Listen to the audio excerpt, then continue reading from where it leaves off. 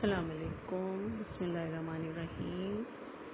Assalamualaikum. How are you? I'm sure you are fine at home. Class 7. This is your mathematics lecture. Today we are going to start here chapter 4 and the revision of factorization of algebraic expression. इसमें आप लोगों को थोड़ी सी problem आ रही थी, इसलिए हमने आज फिर से डिसाइड किया है कि ये आपको हम इसकी रिवीजन करवाने जा रहे हैं.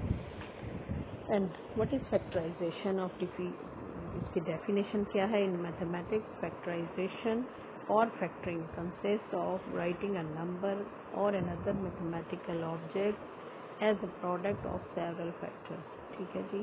सिंपल नंबर लेते हैं हम उसमें से, और स्मॉलर और सिंपलर नंबर होते हैं, उनको अगर हम मल्टीप्लाई करें तो वो सेवरल फैक्टर्स जो उनको मल्टीप्लाई करके हमें एक सेम नंबर फाइंड करना होता है.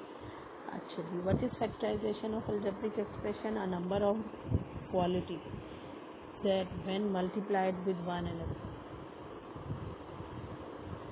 Produces a given or expression. For example the 12 number. इसको अगर हम फैक्टर्स इसके देखते हैं 1 2 3 4 6 एंड 12 होते हैं, और 12 जो है वो इक्वल आता है 1 और 12 को भी मल्टीप्लाई करके 12 के इक्वल आता है. 6 और 12 को भी मल्टीप्लाई 6 और 2 को भी मल्टीप्लाई करें तो 12 के इक्वल आता है. इसी तरह सेम है 3 एंड 4 मल्टीप्लाई होते हैं तब भी ये 12 के इक्वल आता है. बट हमने पेयर वो सेलेक्ट करना होता है जो हमारा प्लस माइनस करने के बाद मिड टर्म वैल्यू के इक्वल हो जाए. ठीक है. हमने वो पेयर सेलेक्ट करना है जो इसके इक्वल आए. जब हम प्लस और माइनस करें तो वो सी के इक्वल आए, और अगर हम इसको मल्टीप्लाई करें तो वो हमारे पास डी के इक्वल आए. मीन लास्ट वाली वैल्यू के इक्वल आए. आपने ऐसे पेयर बनाने होते हैं.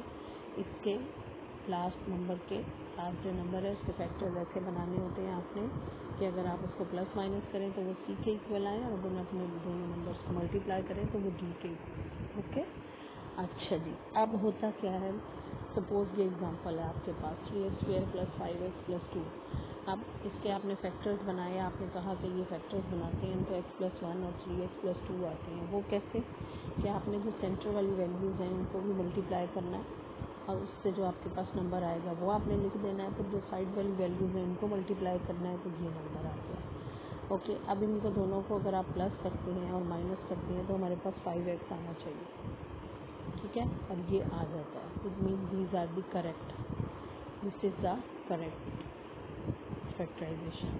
बट अब फैक्टराइजेशन इसकी इस तरह भी हो सकती है. x + 2 पहले लिखा जा सकता है, जैसे x + 1 लिखा है आपने.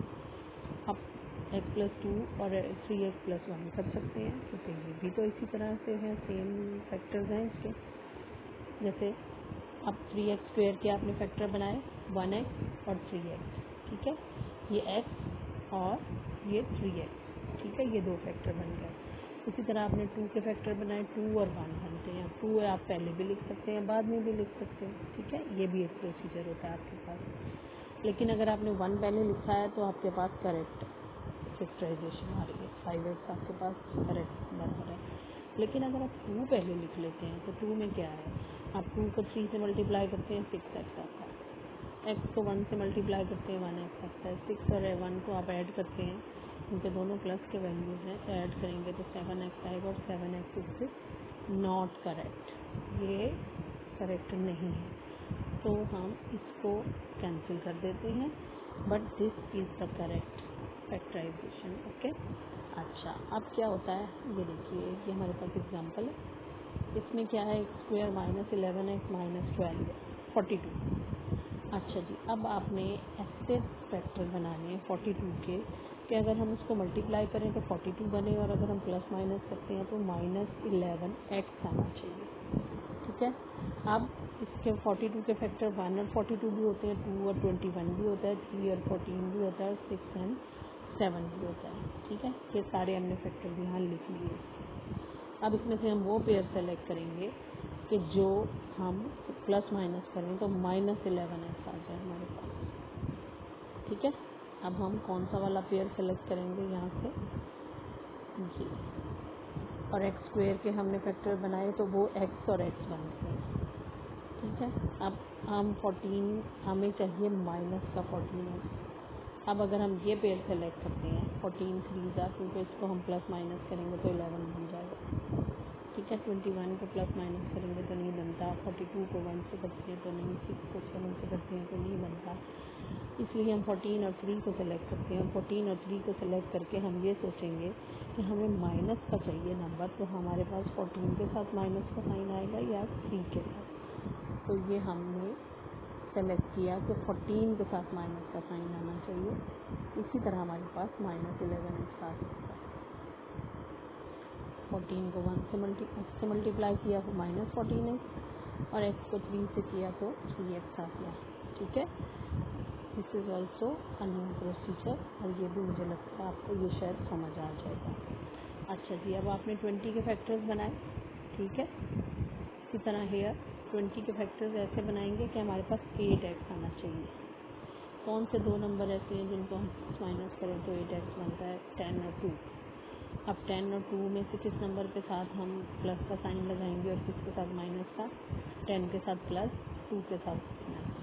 2 के साथ माइनस, 10 के साथ प्लस लगा दिया, और जो हमने वैल्यूज़ निकाली हैं वो ये निकली हैं, और उसके बाद उससे आंसर हमारे पास 8x आया।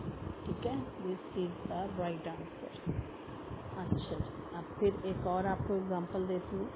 x² - 7x + 10। अब यहाँ पे -7x है और 10 एक नंबर आना चाहिए। यहाँ से हमने फिर इसके फैक्टर्स, अब यहाँ पे सबसे पहले x² के फैक्टर बना लेंगे, x और x बन गया। ठीक है, ये तो वैसे सिंपल है।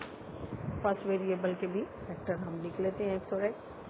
ठीक, उसके बाद हमने अब इसके पेयरिंग देखी कि 10 के कौन कौन से फैक्टर होते हैं। 1 और 10 भी हो सकता है, 2 और 5 भी हो सकता है, -1 और -10 भी हो सकता है। हमें एक्चुअली चाहिए -7x।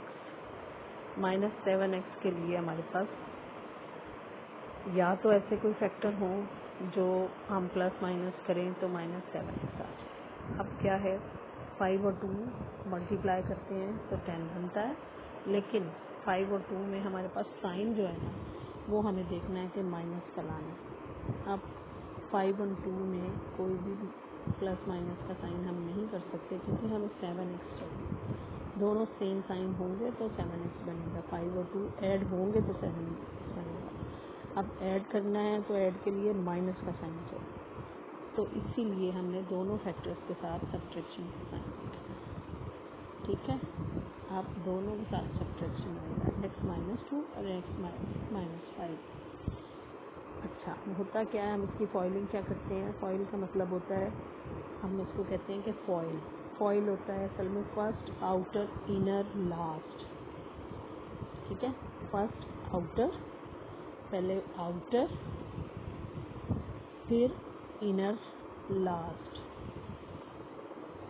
फर्स्ट आउटर, पहले आउटर को इसके फर्स्ट के साथ, इसके फर्स्ट को इसके फर्स्ट के साथ, x², फिर फर्स्ट को इसके लास्ट के साथ। ठीक है, फिर इस इनर को इसके फर्स्ट के साथ, और फिर इसके इनर को इसके सेकंड के साथ। ठीक है, ये आपके पास फैक्टर्स बने थे जिनको आपने सिंप्लीफाई किया तो ये आया। x आपने कॉमन ले लिया, x - 5 आ गया, यहाँ 2 कॉमन ले लिया, फिर अगेन x - 5 आ गया, तो x - 2 और x - 5 is the answer. I think you have to understand all the lectures and factorization will be clear to you. Thank you बेटा। तो इसके बाद आप असेसमेंट की प्रिपरेशन कर लेंगे, और आई थिंक सो कि आपको वो अच्छे से सॉल्व भी हो जाएगी इंशाअल्लाह। अल्लाह हाफिज़।